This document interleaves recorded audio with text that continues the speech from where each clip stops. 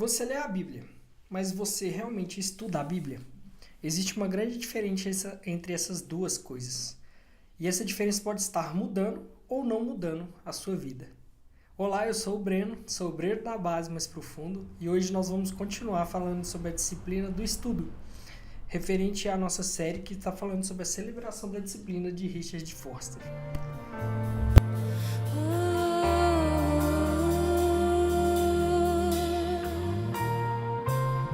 Foster, no começo do livro, ele diz que a igreja superficial de hoje produz cristãos superficiais, não porque são maus, mas porque nunca foram treinados.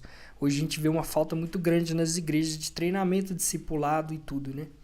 Foster escreve a questão central que não é queremos seguir a Cristo, mas se estamos dispostos a fazer o que é necessário para sermos transformados por Ele. No original, a disciplina ela vem de discípulo. E a disciplina e o discipulado têm a mesma raiz. Você não consegue ser discipulado, você não consegue ser discípulo sem disciplina. É muito etimologicamente impossível. No grego, lá em 1 Timóteo 4,7, deixa eu ler aqui para vocês. Diz, mas rejeite as fábulas profanas e de velhas caducas. Exercitem-se pessoalmente na piedade. No original, esse exercitem-se, ela vem de ginásia, que hoje no latim ela é de ginásio, que seria ginásio, academia, acadêmica, né? Escola, algo de treinamento, de estudo. E então Paulo está falando que vá para a academia espiritual, treine, se esforce para ser piedoso. E por que o estudo ele é uma disciplina? Foster ele separa as disciplinas em 3 grupos, que é o grupo interno, externo e corporativo. E Foster coloca o estudo na disciplina do interna, porque ela transforma a mente de dentro para fora. E eu vou colocar 5 pontos que diferem de leitura e de estudo. O porquê que leitura é leitura e estudo é estudo, né? A leitura ela fala que é passiva e o estudo é ativo. A leitura absorve e o estudo você questiona. A leitura passa pelos olhos, então somente você está lendo ali, só lendo.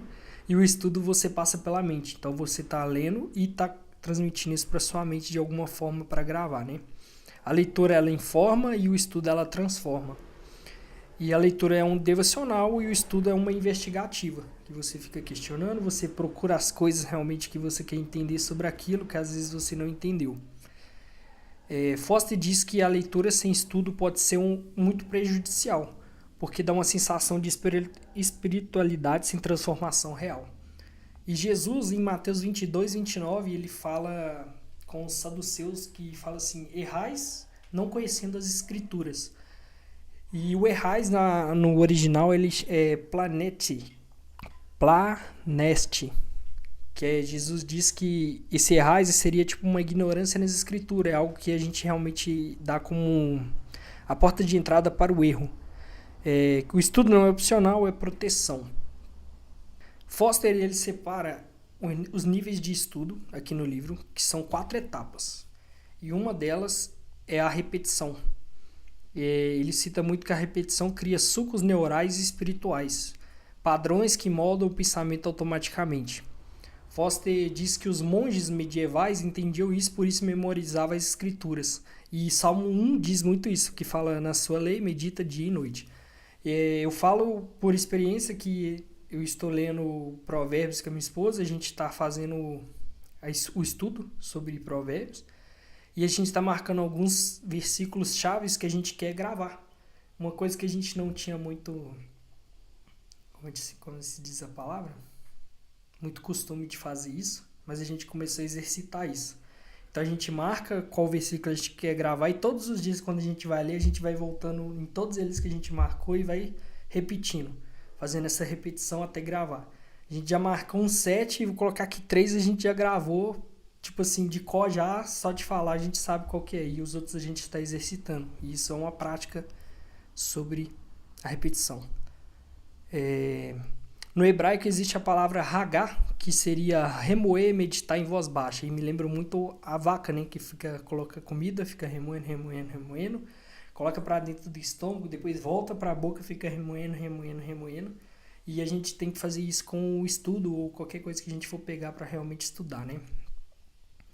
E a palavra chama ruminação, isso que a vaca faz. A segunda etapa seria a concentração. Foster diz que vivemos na era da distração total. E a gente vê isso hoje em dia, né? O celular, tablet, computador, muita coisa, tipo, até nas igrejas mesmo que a gente vê os louvores, muita luz, muito aquilo e tal. E isso dá uma distração muito grande.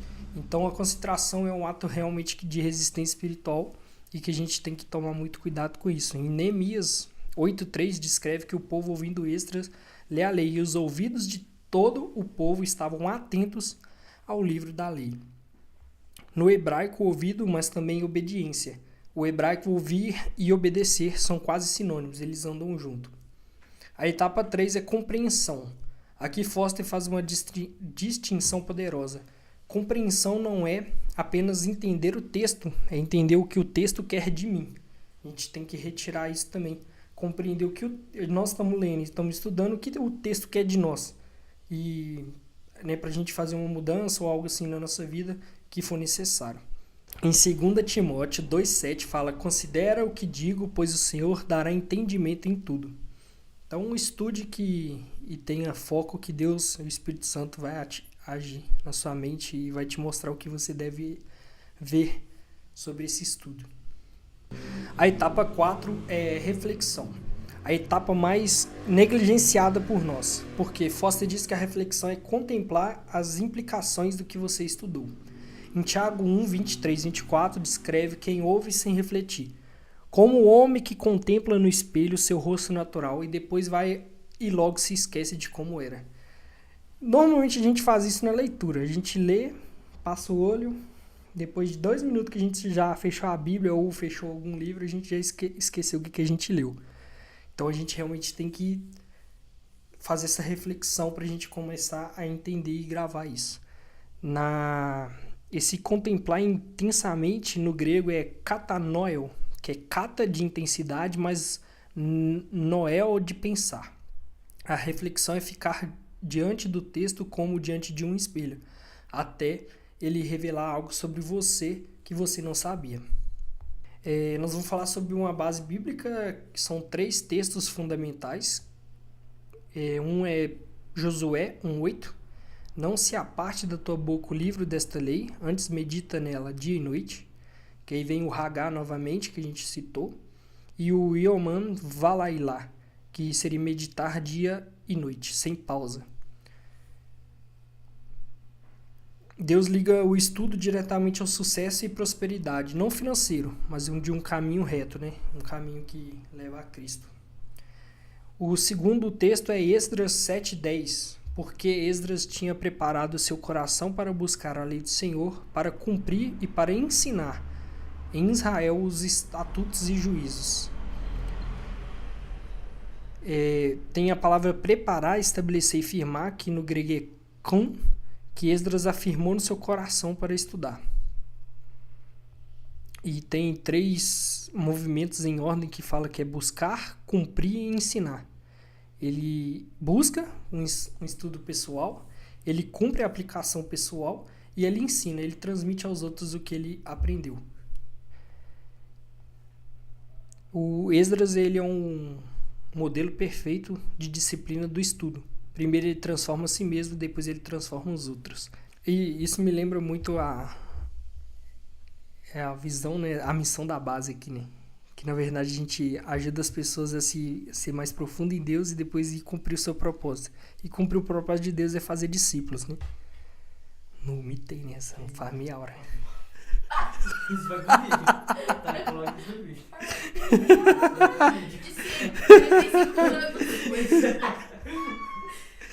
Ai. E o terceiro texto é Romanos 12:2. Transformai-vos pela renovação da nossa mente, que é a metamorfose, né? Transformarmos é um presente passivo. De onde vem nossas palavras metamorfose? A transformação da largata em borboleta, que nós vemos hoje na nossa biologia, né? Ciência, é isso mesmo. E o que pode nos tornar como um inimigo do estudo em nossa vida? Foster ele identifica os inimigos da disciplina e ele aplica os estudos especificamente. Um deles é o ativismo. Ele fala que estou muito ocupado, ou nós, né, falamos que nós estamos muito ocupados para estudar.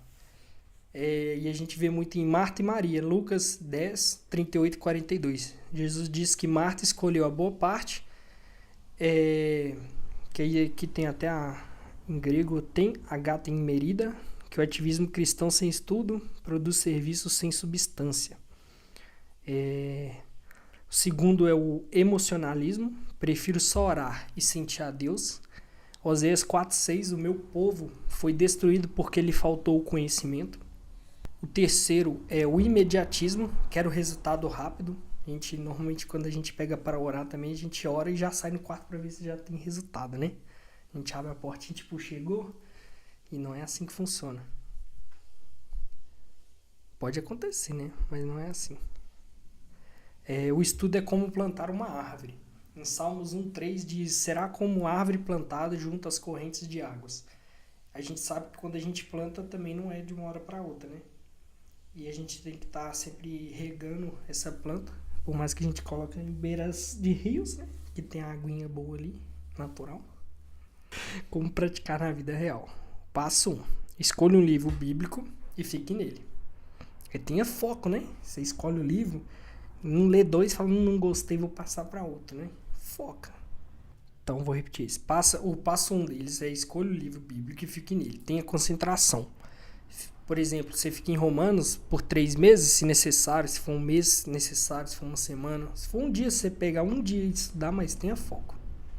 O passo 2, faça 5 perguntas no estudo. O que o texto diz? O que significa isso? Por que foi escrito? Como se aplica a mim? O que farei diferente? E o passo 3 seria estude com as mãos. Que seria a prática do escrever. Então, se você escreve, anota, sublinha, marca com marca-texto, algo assim, sempre vai ficando um pouco mais gravado em sua cabeça. Em Jeremias 32 diz, escreva num livro todas as palavras que eu tenho falado. Então, já é um exemplo bíblico de você fazer a prática da escrita.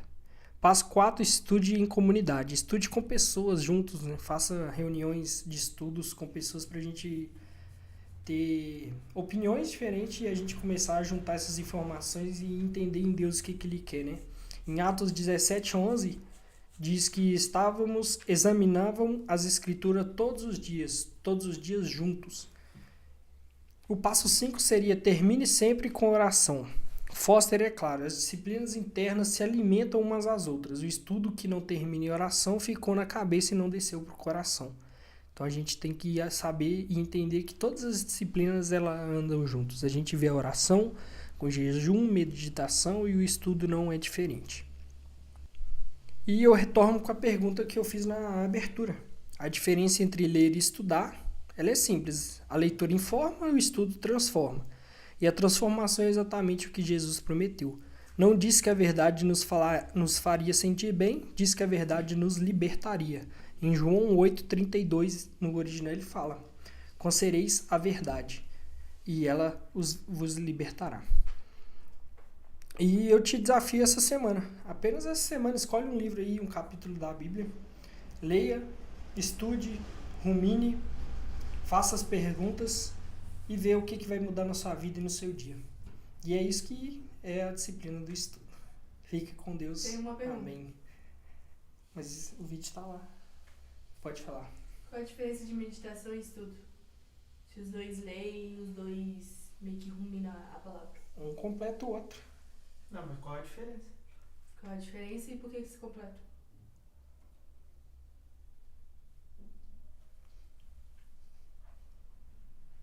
Meditação é para uso pessoal. E estudo você pode usar Eu acho com outras eu pessoas. ia falar que, tipo assim, uma meditação que você faz, que é uma das etapas do estudo. Você faz para si mesmo. Depois você rumina isso e depois você, no estudo, né? Depois você leva e transmite o que você aprendeu. E a meditação você faz internamente para você mesmo. É uma das etapas do estudo. Bom. ChatGPT, qual é a diferença? É isso. Fica com Deus, curta o vídeo, compartilha, manda pra aquele amigo seu que não lê a Bíblia. Tô brincando. Manda sim. Não, mano. Manda sim. Manda sim. E pra quem lê Isso. também. Hã? E pro que lê também. É pra todos. E exercita a disciplina do estudo. Tamo junto. É nóis. Que esse cara...